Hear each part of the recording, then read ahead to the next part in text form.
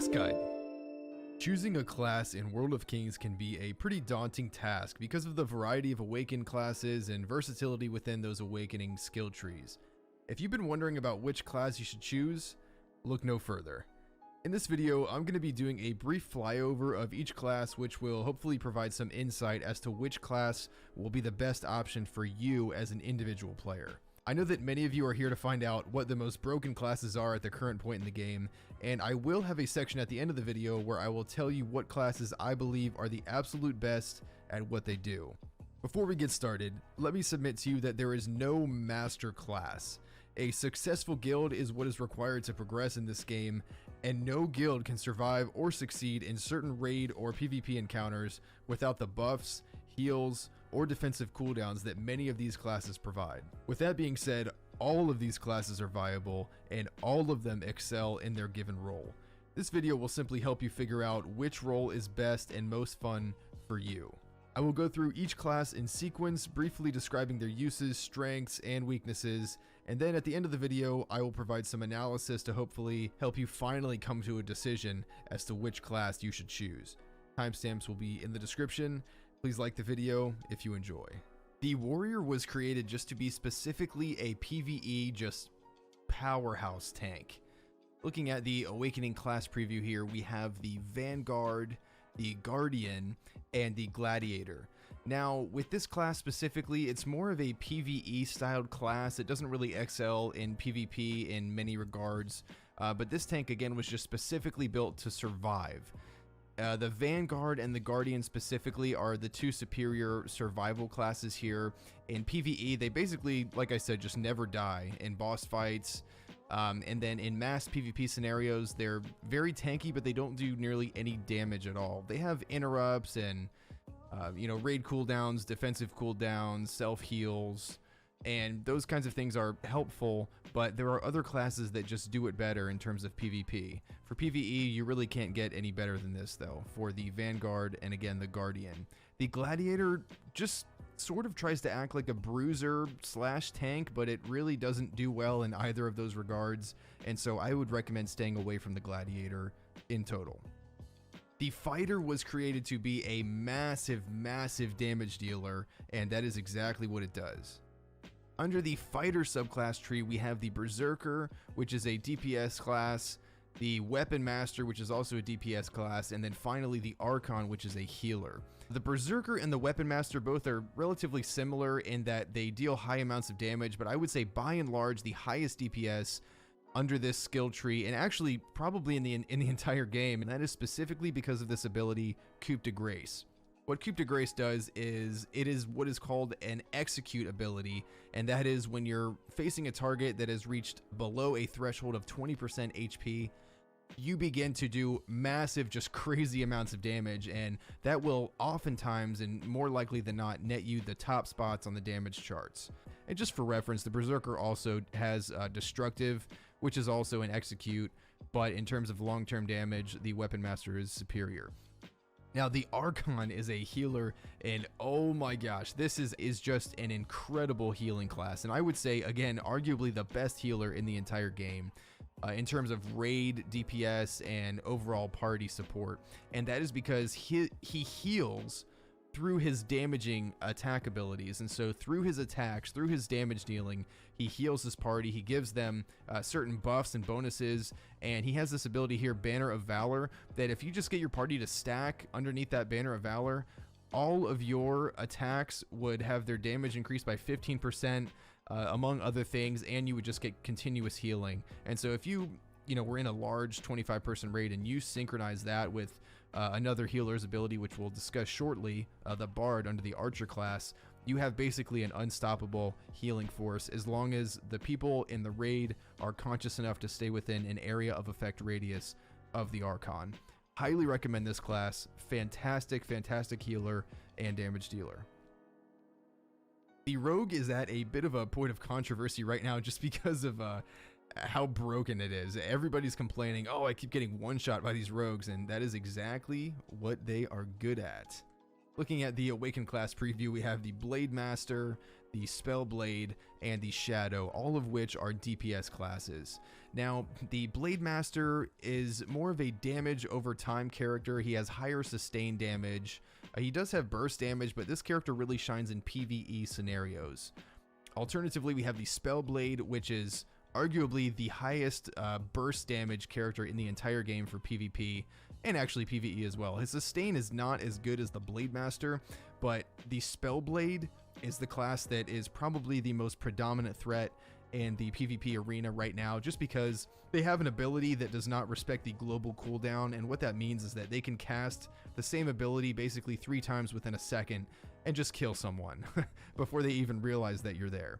And so most of the competitive PvP players are playing the Spellblade class, and that is with good reason.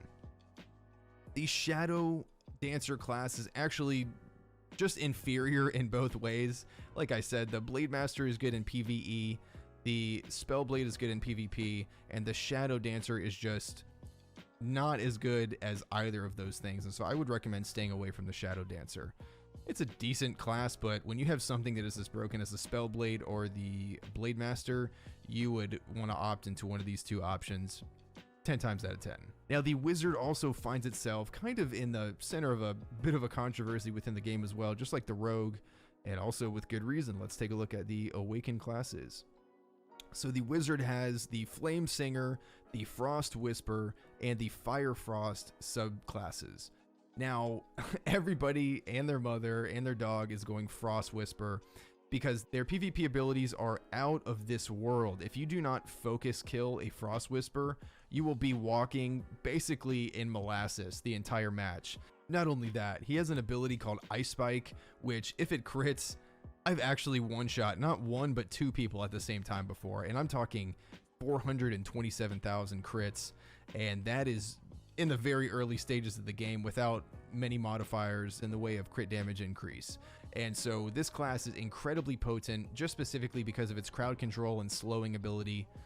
It is far superior than the Flame Singer and the Fire Frost Wizard, and that is just because it, at this point in the game, can do everything for you. You can play the Flame Singer, it's pretty good at single target DPS as well as the Fire Frost Wizard, but when you have something as good as a Frost Whisper, there really is not a reason to want to play any of the other classes, at least while you're a Wizard. The Mage is a bit of an interesting class here. While being distinct from the Wizard in several ways, it has access to a subclass called the Crystal Shaper and the Arcane Scholar. Now, these two classes are actually pretty good in terms of damage. They have very high damage output. They have crowd control abilities such as Polymorph and other abilities like Roots and Slows. They really excel in PvE damage. Now, the only problem that I would say with these two characters would be the fact that Iron Will exists, the military ability that allows you to break any crowd control for free with a 2-minute cooldown. That basically stops these classes in their tracks.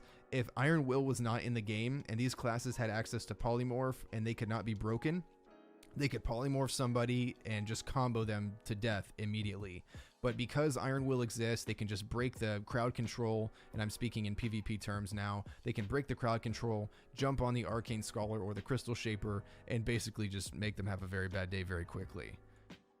On the other hand, the Battle Mage is a savage tank. Look at the defense and the crowd control on that thing. It's actually a pretty broken class, and a lot of people are saying that man, it's just a fantastic tank in every single regard, in PvP and PvE.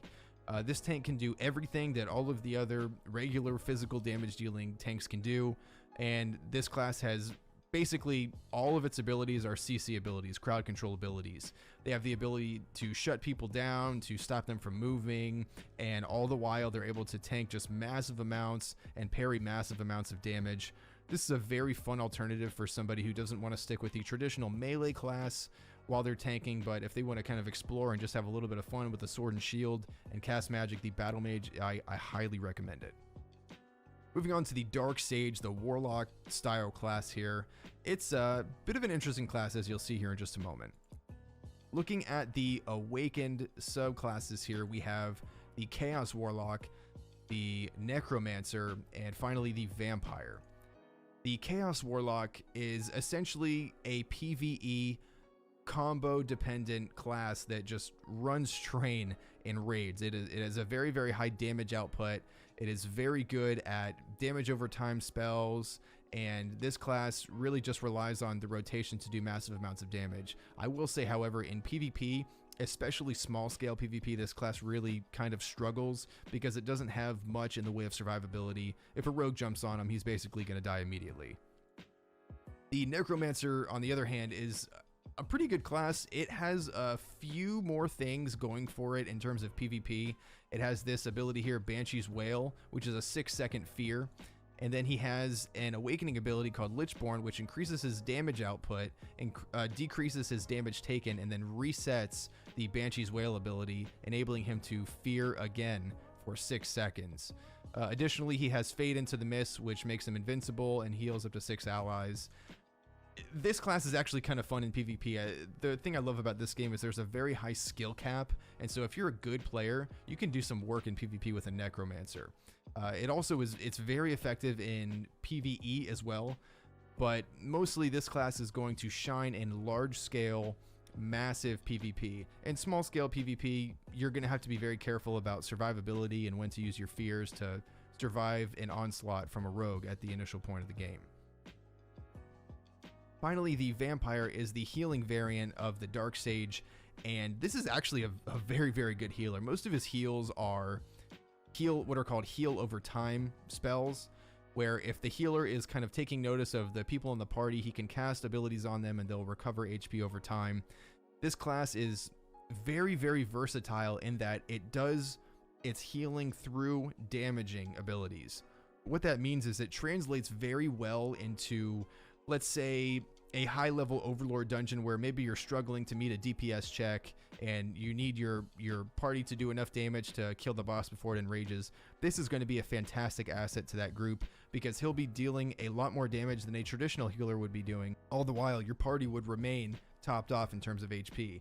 And so this is a very, very good class for PvE. He is also pretty decent in PvP as well, more so large-scale PvP where people wouldn't focus him. But generally speaking, this entire class tree here under the Dark Sage kind of suffers in small-scale PvP because of their lack of escape options versus classes that would want to jump on them. Next up, the Cleric. You're probably going to be surprised by this. Now, the Cleric has the Exarch, the Saint, and the Lightbringer subclasses. I'm just going to tell you straight up. The Exarch and the Saint are nothing compared to the Lightbringer. In the same way that the Vampire Warlock heals via damaging abilities, the Lightbringer also heals via damaging abilities. However, if you spec full on into DPS for your Lightbringer, you will have a class that is a savage in PvP, specifically small scale PvP, and they do very well in large scale PvP as well. But this class is a hard counter to the most prolific threat in small-scale PvP right now, and that would be, of course, the Rogue. He has Shield of Devotion, which essentially nullifies the Rogue's entire kit and prevents them from one-shotting him. I actually had a buddy tell me that this class was one of the 2 people to only reach the Diamond rank in 3v3 and 5v5, and that is because it just is able to put out so much damage while keeping himself healed up. The Lightbringer is a fantastic asset to any raid team or any type of composition, and honestly, there is no reason to go Saint or Exarch over the Lightbringer just because of how good he is and all of the abilities that he has. The Paladin has 3 different subclasses: the Templar, the Inquisitor, and the Dragon Rider. Starting on the bottom with the Templar is more of a support-focused tank, which provides buffs and damage mitigation to your party members. He also has abilities like the Angelic Shield, which will protect you from rogue onslaught in PvP and mass incoming damage from raids. And this class is just a very, very good tank in both PvP and PvE, specifically because, again, he provides all of those damage cooldowns for the raid. He's very support oriented. The Inquisitor is, again, I'm just going to be honest with you, it's not a good class. This Inquisitor sort of teeters on the edge of trying to be like a melee CC damage mage, and it just falls into a category that just makes it a lackluster choice on the whole. There are other classes that do this role much better, specifically the Battle Mage. And alternatively, the Dragon Rider, basically the complete opposite of the Templar, is not support focused, but he is only about himself. He can tank, but he can also deal massive amounts of damage. And so this Dragon Rider is actually a very good class, again, for completing dungeons like high-level overlords where you need to have mass amounts of damage. So traditionally, the tank will not do a lot of damage, but this person can tank and deal lots of damage, which is very, very useful, again, for high-level content that you need to run through quickly. And what's not to like about this? You can basically conjure a golden dragon beneath you and just ride it off into the sunset. And if that's not good enough for you, you can turn into a true dragon and just spit flames from your mouth, raining it down upon your enemies. Also, very highly recommend this class as well. And finally, the Archer, the traditional ranged class in many MMORPGs. And there's actually a pretty interesting take on this class, as you will see in just a moment. The Archer has the subclasses, the Demon Hunter, the Marksman, which are both DPS, and then the Bard, which is a healer. Now, the Demon Hunter has very, very high single target DPS, but is more PvE focused. If he has peel in PvP situations, and what I mean by that is if there are people who are conscious enough to pull enemies off of him in PvP scenarios, the Demon Hunter can put in some work.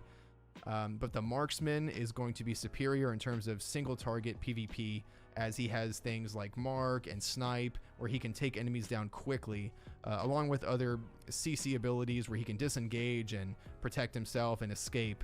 I would say, again, the Demon Hunter is more PvE focused.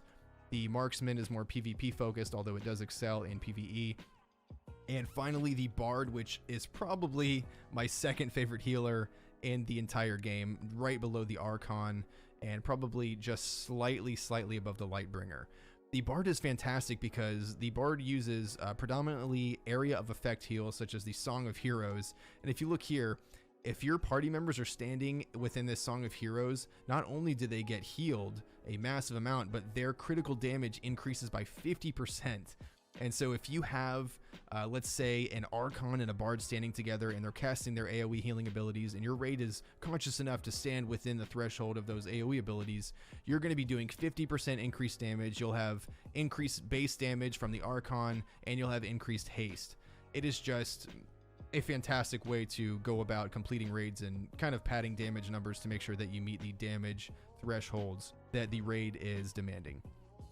Okay, I know that was a lot of information, but my advice to you before you kind of soak all that up is just ask yourself, do I want to play a damage class? Do I want to play a healing class, or do I want to play a tanking class? There are going to be inherent benefits for each of these classes. So for example, if you're a tank or a healer, your queues for dungeons are generally speaking going to be instantaneous. And if you're a DPS, you'll probably be waiting a long period of time before you can get your daily dungeons done, unless of course you queue up with your friends. I would say choose a class that you enjoy playing and stick with that. And that is of course what all of this is about anyway, is enjoying the game. Now for the section on what I think are the best classes for each given role. If tanking is what you're interested in, you're going to want to select either firstly the Warrior as the Vanguard or the Guardian for PvE content. Secondly, for a magic-based tank, you want to select the Battle Mage under the Mage tree for both PvP and PvE content. Thirdly, the Paladin. You're going to want to go Templar for more of a support-based subclass, and you're going to want to go Dragon Rider if you need to put out a little bit more damage to clear content quicker. Secondly, if DPS is what you're interested in, I would recommend selecting the Fighter and then speccing into the Weapon Master subclass. Secondly, I would suggest going into the Rogue subclass and either choosing the Blade Master for PvE content or the Spellblade for just a broken PvP class. Thirdly, as a ranged DPS caster, I would suggest going Wizard and Frost Whisperer for both PvP and PvE. And finally, for the highest recommendation for DPS, I would suggest going Archer and either Demon Hunter for PvE content or Marksman for PvP content. Lastly, if healing is what you're interested in, I would suggest going Fighter and speccing into the Archon subtree. This is again a fantastic healer and mostly AoE based. Secondly, I would suggest going Cleric and speccing into the Lightbringer subclass if you're wanting to be a healer and be very effective in both PvP and PvE. And the last healer that I would highly recommend would be under the Archer subclass tree, the Bard, which again has massive AoE heals and also buffing capabilities. Again, all of these other classes that I maybe didn't recommend are very good classes, but the classes that I specifically made mention of are just the ones that do it better. You can be effective and efficient as any of these classes, and for example, if you're looking at a mage and maybe I didn't highly recommend either the Crystal Shaper or the Arcane Scholar, you will still have instances where people are so good with these classes that they can go into PvP and just destroy people who pick the top tier Frost Whisper. So don't feel like just because I didn't recommend it that your class is not good or that you need to change. I hope this video was helpful. If you thought it was helpful, please like it and share it with your friends. Also, consider subscribing if you have not subscribed to the channel yet. I will be releasing, again, more guides and content to help aid you in your understanding of this brand new game, World of Kings. Thank you for your time. Enjoy your day.